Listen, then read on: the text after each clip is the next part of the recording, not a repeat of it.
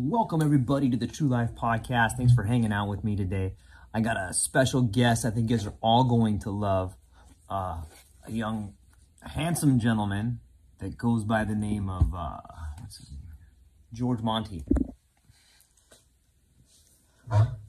Nice. Well, thank you. Thank you for allowing me some time on your platform. I'm happy to be here. I'm a big fan of the podcast. The True Life Podcast is awesome. And, I'm a big fan of what you're doing, George. And you're right. I am handsome. Here's a book that he put out. It's called Terror Before the Sacred. You get a good look at it there. It should be on bookshelves 22222. And the Kindle price, he says, is going for $7.77. Sounds a little esoteric to me, but we're going to get into it with him, and he's going to describe everything about him. It's going to be a great show. I think you're really going to enjoy it. So before we get into the real ideas of the book, could you tell my audience a little bit about what inspired you to write this book and what that process looks like? So, I guess what inspired me was, I think so many of us, whether it's some of us later in life, some of us earlier in life, we find that maybe all these things that we thought were going to make us happy, they don't make us happy. And maybe you've accomplished some goals, maybe you've had a family, maybe you haven't, but you have come to a place in your life where you want to create change and you're more. And so you start searching for these outlets. And for me, there was always like a spiritual connection that I felt towards other people and towards the planet. And, I haven't always been the greatest person, but I try to be a caring and loving person and a nice person. And I've always felt this connection to the earth. And, that's probably why I smoke so much weed and eat so many mushrooms. I think a large part of my audience is in that same camp. I think a lot of us realize that we're in transformative times, and they hear the siren song. They can feel that spiritual guide, or they can feel that certain something, that the logos. They can feel this, the felt presence of the other, whispering to them, pulling them, telling them, trying to guide them to a different area. And that seems a lot like what you were talking about, what inspired you in this book. Exactly. I was thinking about that. I think that energy that we all feel, that we're all beginning to be aware of, like this change that everybody knows is coming. Everybody can feel it. They may not be able to have a linguistic pathway to explain it, but everybody sees the world changing all around them. And I think that is the awareness that we are moving from individuals, or we're moving from seeing ourselves as individuals and beginning to see ourselves as a pattern. And the reason that's so profound, at least to me, and what I try to get through in the book, The Terror Before the Sacred, is that it's this new awareness that's happening, and it's different. For so long, we've lived under certain types of ideologies and isms, and to me, what's happening is the breakdown of the old world. Like the old world is dying right in front of us, all around us. But there's this new world beginning to emerge. And I think that is what people are feeling. And I think it's going to bring us together. I think that the future is going to be better and brighter and stronger and more connected and more spiritual than anything we've known before. And that's kind of what I get into in the book a little bit. I really think you guys are going to enjoy it. Why don't we just go ahead and dive in here? Why don't you start off with the, maybe you can explain to people the cover art that you have here. Can people see that? It looks like some blotter paper with a blow up of Alice in Wonderland. Is that a hookah smoking caterpillar? Yeah, why don't you just go ahead and tell people a little bit about the artwork, and then just go ahead and take the conversation wherever you deem fit. I'm curious to learn a little bit more about it. Thanks. Yeah, so the cover took me a while to figure out. I was originally going to go with a agency to do the cover work for me. If you read your, I don't know, again, I'm kind of new. This is my first book that's been published, and there's all these bells and whistles that you can get. It's like buying a new car. Do you want the base package, or do you want to get like the upgraded turbo with the vanity mirror and, all the leather trim and all the stuff? And, in today's world, it's never been easier to publish. And I would like to encourage everybody who's been thinking about writing just to sit down and start doing it. That's how I started. And the same thing for the cover. If you just do some basic research, you can find out what you need in order to create your own cover. And if you have a little bit of skills in graphic design, you can follow the templates and do your own cover. But for me, in this cover here, I don't know if you guys can see this. It's kind of got like a little glare, but it's the scene, or a recreation of the scene. It's not the copyrighted scene from Alice in Wonderland, because I would never ever do that. But I would put something similar on there. It represents the scene. If you can see in the background, it's an old school blotter paper of, some LSD from like the 70s. The original Eat Me blotter sheet. I think it's pretty awesome. And then what you see here is you see the actual scene, or a representation thereof.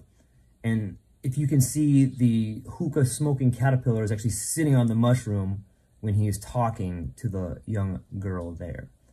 And I think it's important to note the title of the book is Terror Before the Sacred. And for those of us who remember that conversation, there was a movie called Alice in Wonderland. And in that movie, Alice, when she gets to the point in the movie where she meets the caterpillar asks, "Who are you? Who are you?" And to me, like, that particular question, the particular iconography on the cover, the conversation they're having, I think that is the turning point for everybody. It symbolizes the end of innocence. It symbolizes the judgment, like the judgment of Thamos, right? It's like, it's everything. It is, who are you? How do you answer that question? I mean, let me ask you, who are you? What would you say if I asked you that question? And I think it's important to note that's the question that every man or woman needs to ask themselves before they can graduate into becoming what they are. It's like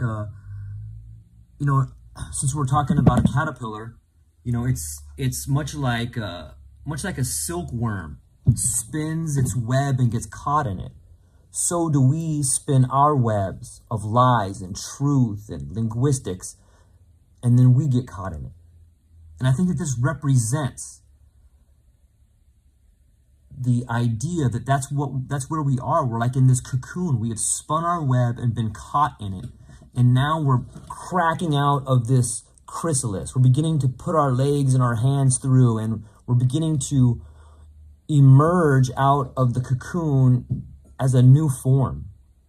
And that's, I should have wrote that in the book, but that's exactly what I wanted the cover of the book to show people, that we're in this transition. Everything in your life is in transition. And I want this book to be a guide for you in this transition. This is like an instruction manual of how we can get through this time. And so, yeah, I thank you for noticing the cover and allowing me to share my ideas about the cover there. There's so much more in there. I mean, if you just grab the book and look at it, it won't take you that long for your mind to start racing and understanding, like, wow, this is going to be a pretty deep book. There's a lot of stuff on the cover. And to be honest, like, I have put in so many Easter eggs and so much esoteric knowledge that, I hope I didn't layer it to the point where people won't get it.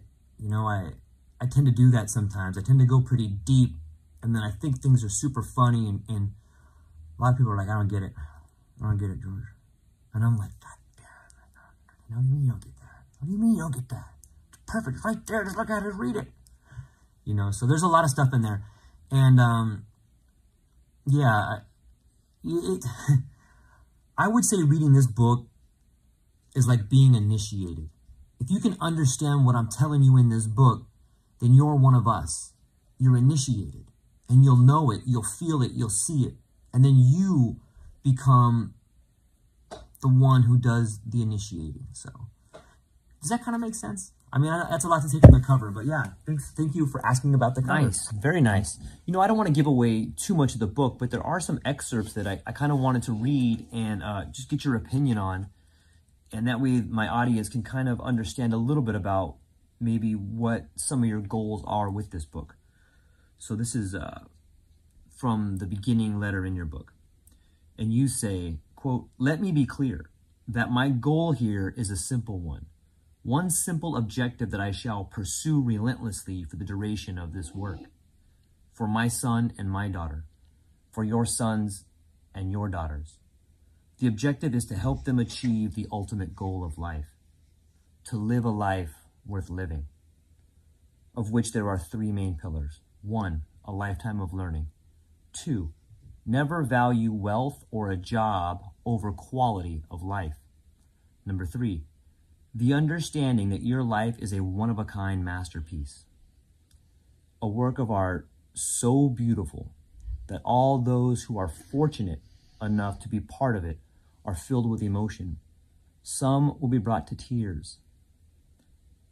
Some will be driven to rage. And still others will be forever able to draw inspiration from your story." That's beautiful, man.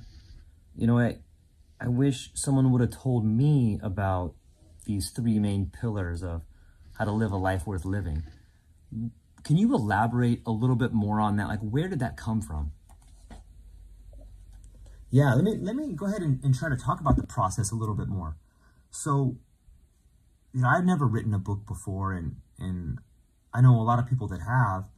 And I think maybe for everybody, the process of writing is a little bit different. For me, I would come home and like most people, you know, I got a 9-to-5 job, and it's kind of difficult in the beginning to find time. And I think most people are aware of that, whether you're going to write a book, whether you're going to have some hobbies, or say you surf, or you skate, or, you know, you're the coach for your kids' games or practice or whatever. You know, we're constantly trying to find time to get things done in order to better ourselves.